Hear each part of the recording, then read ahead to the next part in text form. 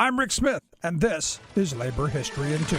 On this day in labor history, the year was 1823. That was the day abolitionist and women's suffragist Mary Ann Shadd Cary was born. Her parents were free blacks of color in the slave state of Delaware. They were involved with many prominent abolitionists and active in the Underground Railroad. The family moved to Pennsylvania, where Mary and her siblings were educated in Quaker schools. As a young woman, Mary became a teacher and returned to Wilmington, Delaware, where she opened a school for black children. Once the fugitive slave law was passed in 1850, Mary and many other free blacks fled to Canada to safely continue their abolitionist work.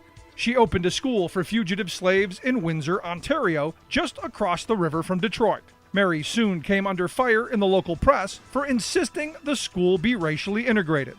She responded by starting her own newspaper, the Provincial Freeman. She and her husband Thomas often traveled to the United States to continue their anti-slavery work. They were present at John Brown's 1858 Constitutional Convention. Mary worked with Osborne Perry Anderson to publish his 1861 memoir, A Voice from Harper's Ferry.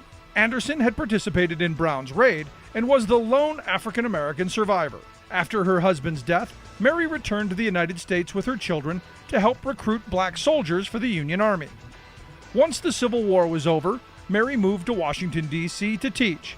She enrolled in Howard University, where she earned a law degree. There, she joined the National Women's Suffrage Association and worked with Elizabeth Cady Stanton and Susan B. Anthony. She continued to advocate for civil rights and women's equality until her death in 1893.